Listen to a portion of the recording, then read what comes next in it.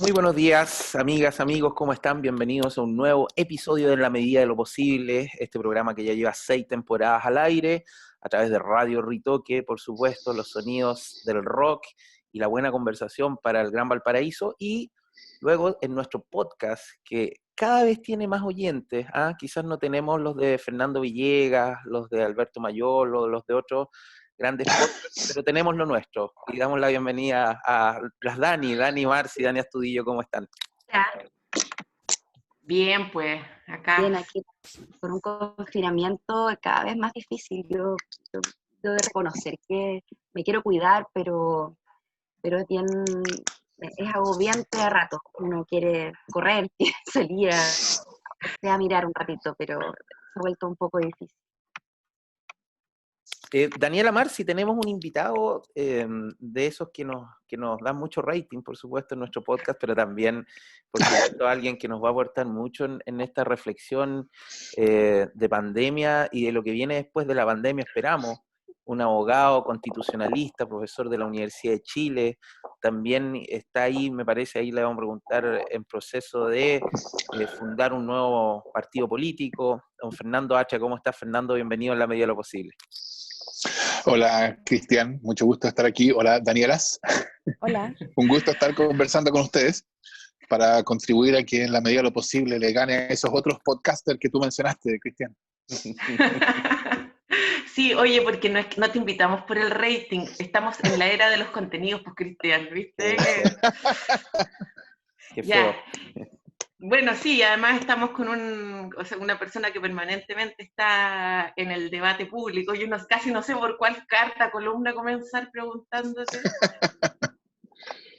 Ustedes no lo ven, pero está con sus míticos libreros, los más impactantes de la pandemia. Y nada, yo creo que hay que partir por quizás uno de los temas que más ha llamado la atención, quizás por lo disparatado, pero que es esta idea de crear como el gran árbitro de la admisibilidad de los proyectos de ley en el Congreso. Esto que dice el presidente con su desparpajo habitual. ¿Qué opinas tú de esa propuesta? Yo creo que Piñera ¿no crees tú? Hacia allá. La propuesta, o sea, yo creo que lo propuesto, lo que Piñera propuso, debe ser ignorado. O sea, si uno se lo toma en serio, o sea, yo creo que ahí hay dos posibilidades. O él está diciendo, mire, yo voy a convocar a toda esta gente para que ahora sea yo el que decida cuáles son los proyectos que son constitucionales y cuáles no, y que el Congreso entonces tenga que someterse a mi voluntad. Si está diciendo eso, lo que está anunciando es que va a convertirse en una especie de dictador comisario, ¿no? La otra posibilidad es que él esté diciendo, bueno, yo voy a invitar a estos profesores para que me ayuden a elaborar un proyecto de ley que después yo voy a enviar al Congreso para que el Congreso vea si lo quiere aprobar o no. Y si es lo segundo, es una trivialidad. Entonces, yo creo que lo que el presidente anunció es irrelevante, porque no creo que él tenga posibilidades efectivas de transformarse en un dictador comisario, y por supuesto entonces lo que yo entiendo es que él simplemente está anunciando este proyecto.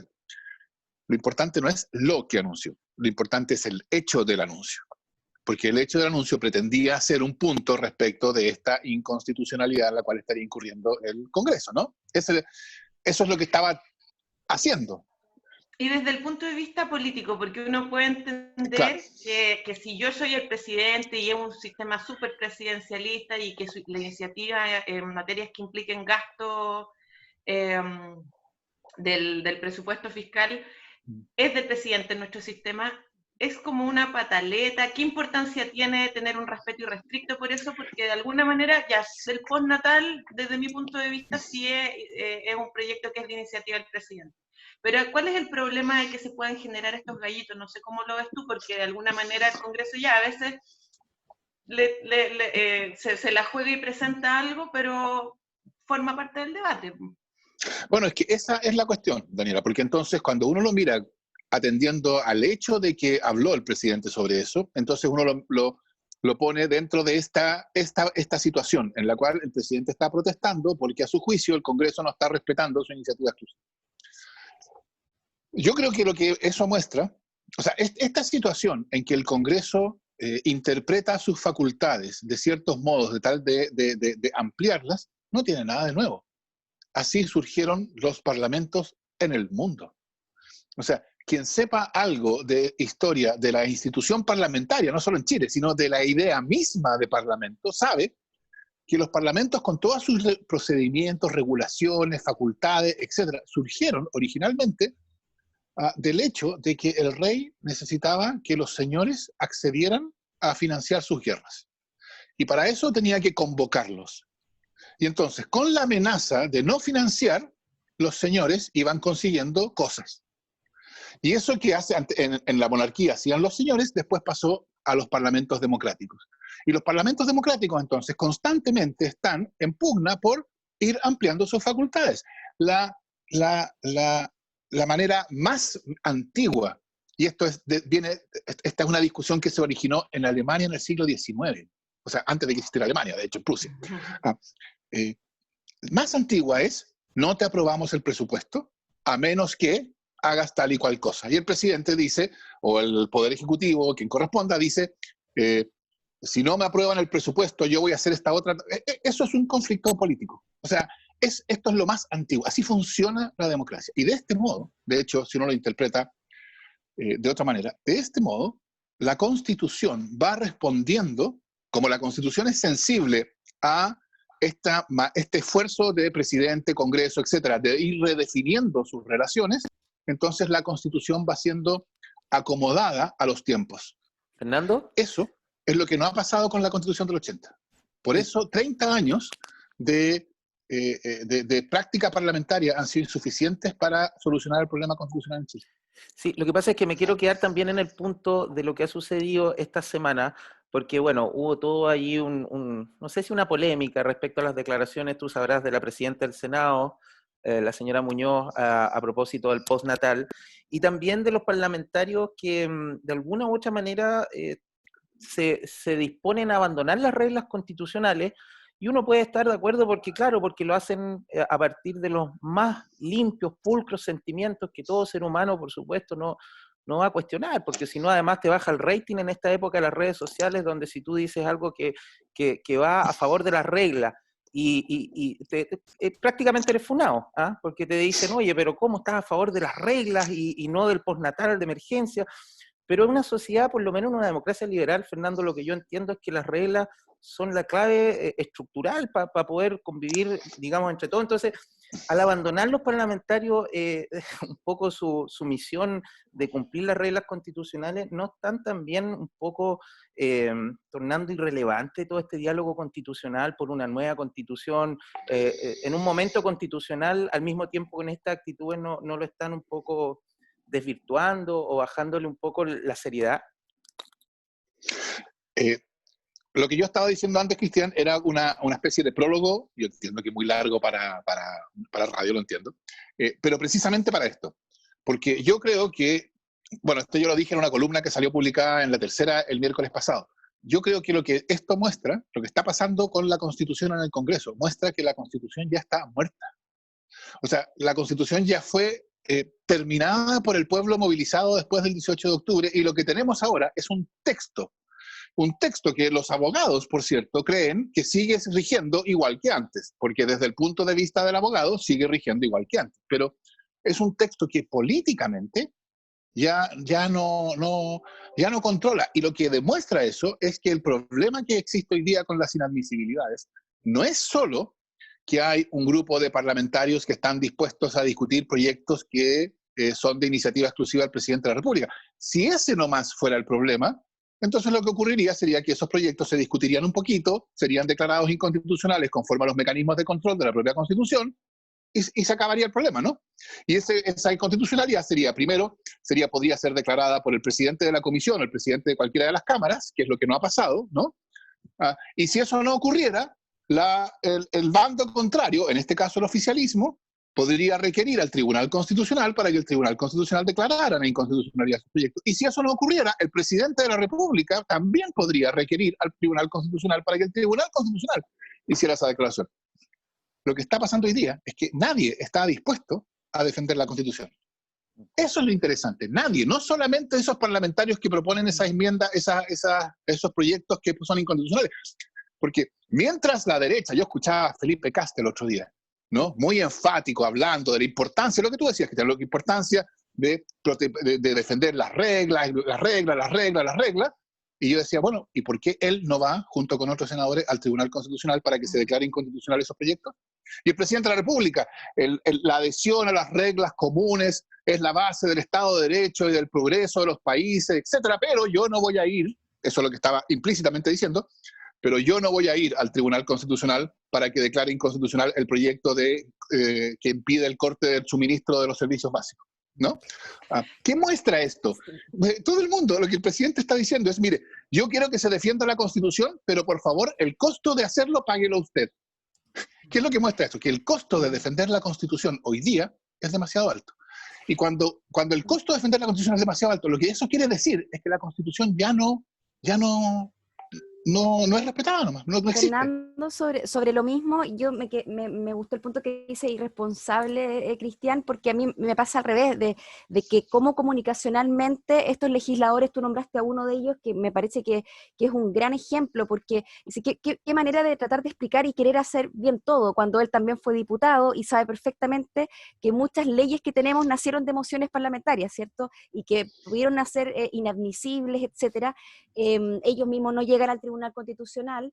Entonces, ¿qué piensas tú de de estos legisladores que por otro lado también hay un discurso en que sí quieren cambiar la Constitución, que aprueban, pero en lo práctico negarse a todo por no querer reconocer y explicar por qué, no sé, mejor sincerarse y decir por qué rechazo un proyecto tan sensible a lo mejor y que puede, como dice Cristian, ser sujeto a funa el rechazar un postnatal de emergencia, ¿cierto?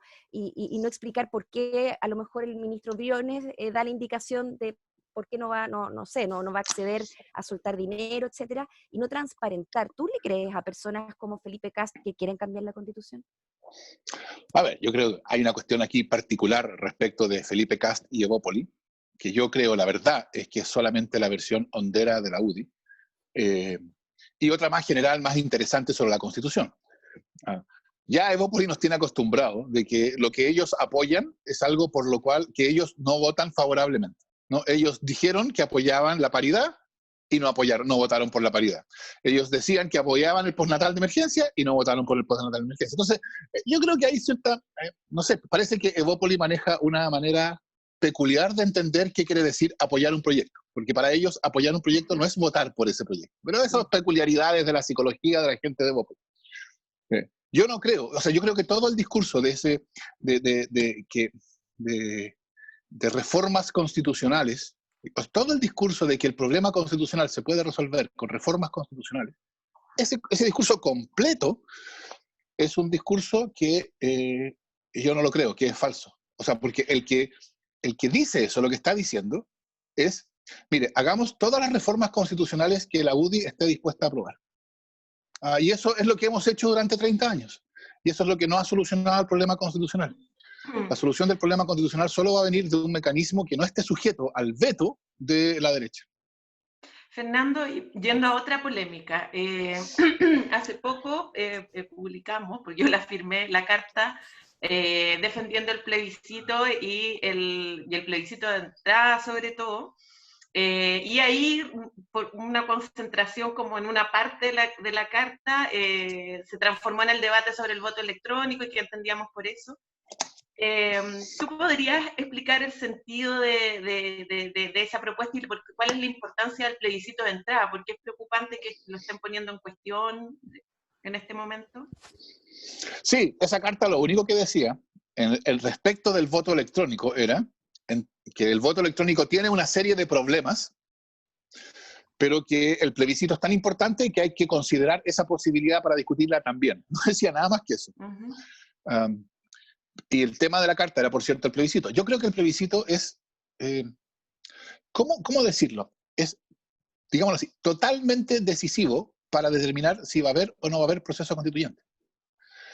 Porque, de hecho, yo creo que no solo el plebiscito, yo creo que un plebiscito en el cual participe una cantidad inusualmente alta de personas, de ciudadanos, O sea, un plebiscito en el que participe, no sé, el 80 o el 90% de las personas que pueden votar, en vez de que participe el 40 o el 50, como están participando en las elecciones normales, es una condición del proceso constituyente. Si no pasa eso, si no hay un plebiscito con esa participación, yo creo que no va a haber proceso constituyente.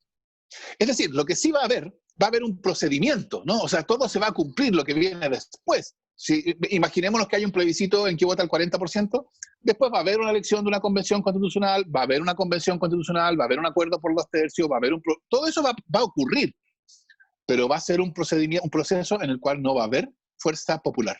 Y sin fuerza popular no va a haber nueva constitución, y eso va a terminar con una nueva constitución en el mismo sentido en que la reforma del 2005 fue una nueva constitución. O sea, no va a ser una nueva constitución. Si no hay plebiscito, por supuesto, esto va a ser mucho más radical, porque si no hay plebiscito, todo Chile va a entender que este es un tongo, ¿no? Y entonces, de nuevo, en la convención constitucional yo no dificulto que vote el 40%, va a votar el 35%, de nuevo se va a elegir la convención y va a haber un texto, pero no va a haber fuerza popular en ese proceso y entonces no va a haber nueva constitución. Por eso, quienes defienden la constitución, porque no hay que olvidarse que la constitución que tenemos fue una constitución para tener la cual quienes la defienden dieron un golpe de Estado. O sea, así de importante para ellos es, y ellos saben que no hay ninguna posibilidad de que una nueva constitución genuina sea tan beneficiosa para sus intereses políticos como esta. Entonces ellos la están defendiendo, y por eso dicen, a veces tratan de defenderla diciendo, bueno, hubo algún volador de luces, ¿no? De postergar el plebiscito, etc. El presidente incluso dijo, especulando en sus propios términos, que el plebiscito podría ser mejor no hacerlo en las condiciones de crisis económica que iba a haber después del coronavirus, ¿no? Ahora ya no están intentando torpedear el proceso por esa vía, ahora están intentando torpedearlo por la vía de minar sus condiciones. Entonces, Longueira decía que no hubiera plebiscito. Vamos directo a la elección de la Convención Constitucional. O sea, que el pueblo no tenga la oportunidad de expresar una opinión sobre la Constitución. Porque de ese modo, la discusión sobre la nueva Constitución va a ocurrir sin que el pueblo haya rechazado la actual. No, o sea, eso es, evidentemente la finalidad es que no haya un proceso constituyente y sea un proceso de reforma. Y lo mismo dijo Alamand, etcétera. Sí, quiero preguntarte algo, pero que me responda ojalá desde tu dimensión de político, de alguien que está, digámoslo, me parece increíble, fundando un nuevo proyecto, partido político. Tú mencionaste, y más de una vez te he escuchado mencionar, de que los 30 años, de los últimos 30 años de gobierno en Chile, ha operado más una política de gestión, pero una política que nos ofrece esperanza a los ciudadanos y las ciudadanas. ¿Ah? La esperanza, digamos, definida como un estado de fe y ánimo, de optimismo, para mirar el horizonte. En este momento de pandemia, no sé, este programa se graba desde Valparaíso, yo salgo a la calle y percibo, esto ya no tiene que ver con información, con literatura que uno tenga, sino que la intuición nomás, lo que uno huele, de que las personas están bajoneadas, de que las personas, lo que se vivió en el 18 de octubre, ya no se respira. No sé si ahora las personas estarán felices de que se quemen 40 estaciones del metro, o no felices, pero por lo menos diciendo, bueno, se lo merecían. Yo no sé si después de la pandemia va a estar ese estado de ánimo. La gente está con mucho miedo, la gente está con miedo de elementos súper básicos, la comida, el trabajo, el hambre, la escasez. ¿Cómo tú crees, como ya político, insisto, que se puede proyectar un momento constitucional a lo mejor con pesimismo y no con esperanza? A ver, cuando yo decía que efectivamente que el 18 de octubre yo creo que fue una explosión de esperanza. Y muchas de las descripciones de qué pasó el 18 de octubre apuntan al hecho de que desde entonces estamos en condiciones de hacer algo que antes no podíamos hacer. Chile despertó, Chile cambió, etc., ¿no? La esperanza yo no la entiendo como la fe en que va a llegar un mundo de Bill CPAP en que todos los problemas van a desaparecer. Eso no es la esperanza. Eso es tratar a los ciudadanos como si fueran menores de edad, ¿no? La esperanza es la idea de que actuando políticamente podemos hacer que Chile sea distinto y mejor. Eso es. Yo creo que esa idea estaba totalmente ausente de la política binominal. No era el pueblo actuando políticamente que iba a hacer que Chile fuera mejor. Eran los tecnócratas, eran los partidos, eran la élite. Ellos podían hacer que Chile fuera un poquito mejor cada vez. Ahora, con el 18 de octubre, lo que ocurrió fue, irrumpe, por una parte, la esperanza, en el sentido de que ahora sí nosotros estamos en condiciones de decidir cómo va a ser el futuro de Chile. Y entonces, actuando colectivamente, podemos hacer que Chile sea distinto. y por otro lado se produce un efecto destituyente de la política institucional, ¿no? O sea, que impugna la política institucional. Y en ese contexto nos sorprende la emergencia sanitaria y el coronavirus.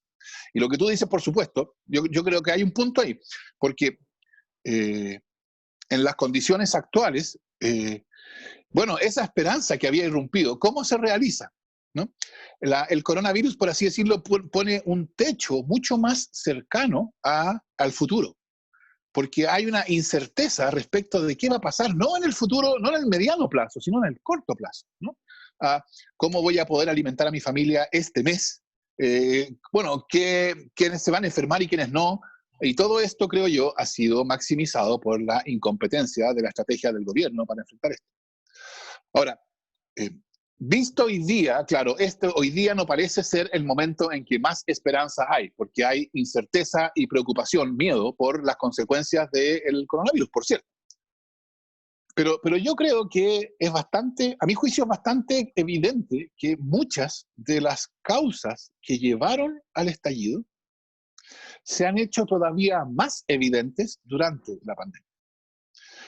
Por ejemplo, Fernando, o sea, una de las... yo ¿Sí? te quiero preguntar algo que creo que tiene que ver con eso. A lo mejor la gente no sabe, nosotros hemos hablado varias veces con Luis Mesina, por el caso de la profesora Antofagasta, y tú participaste del diseño de ese juicio y de la estrategia que se iba a hacer, y que no es solo el caso de una profesora en Antofagasta, sino que es el que dio resultado, pero que fue una estrategia bien que requirió alto esfuerzo a lo largo de Chile. Ese caso, que está ahora en manos de la Corte Suprema, ¿tú cómo lo ves a propósito también del debate constitucional, de lo que permite la Constitución, de cómo han respondido los poderes, y que es quizás la causa política más compartida de Chile? Sí. Sí. No, de hecho, yo creo que bueno, después vamos a hablar de eso, supongo. Pero creo que efectivamente es la causa que las contiene a todas, ¿no? En ella van todas las demás.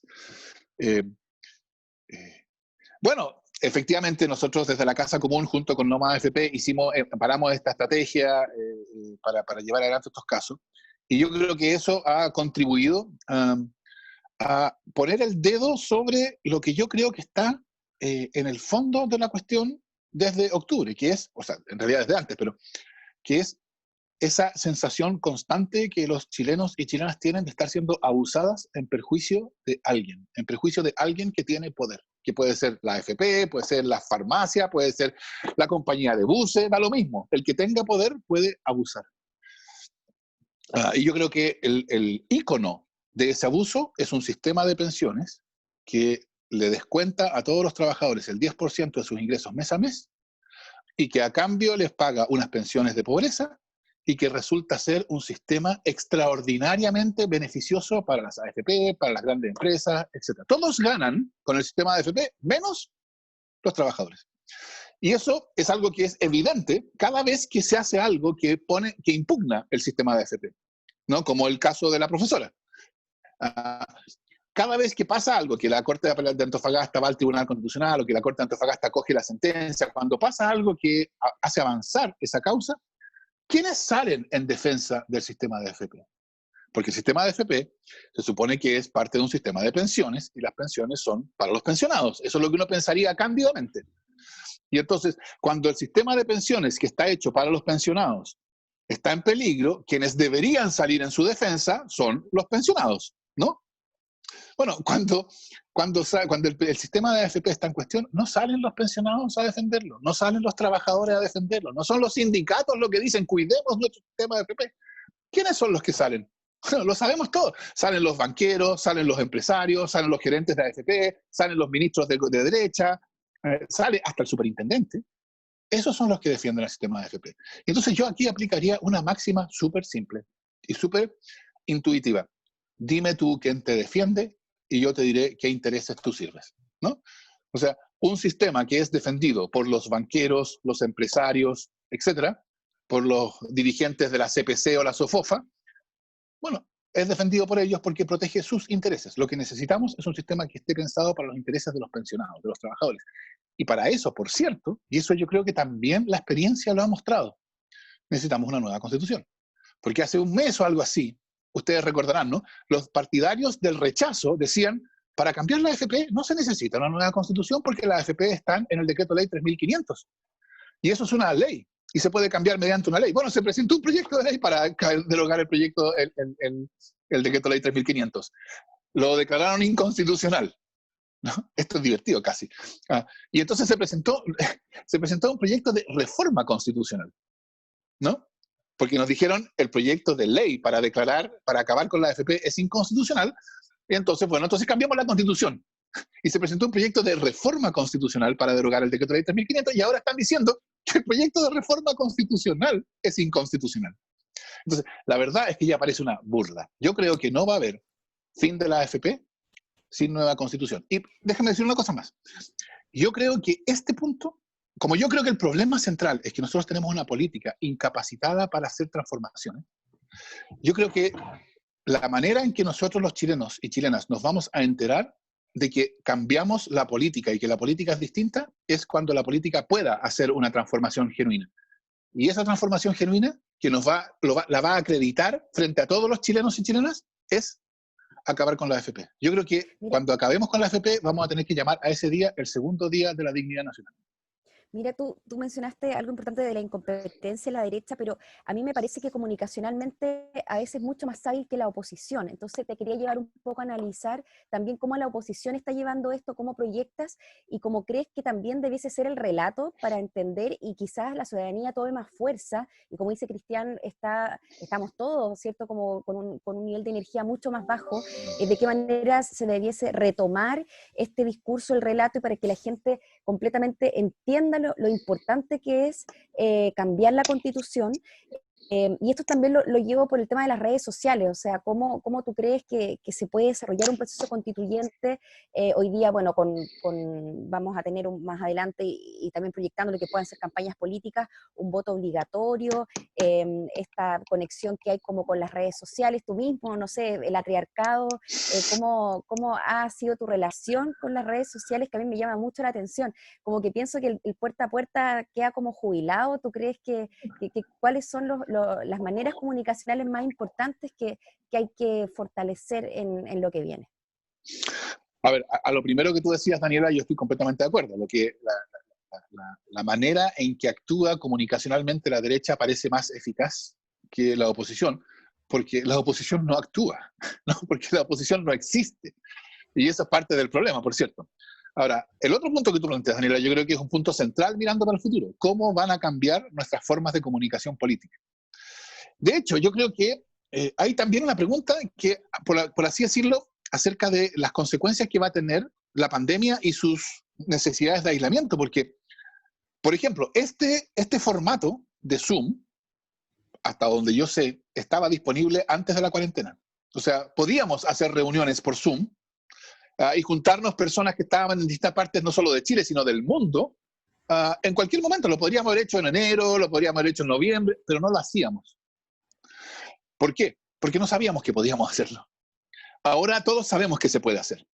¿Cuáles de las cosas a las cuales la cuarentena nos ha obligado van a ser incorporados después de la cuarentena a nuestras formas normales de comunicación? ¿Y cuáles van a ser tratados como cosas que tuvimos que hacer durante la cuarentena pero que no vamos a hacer más?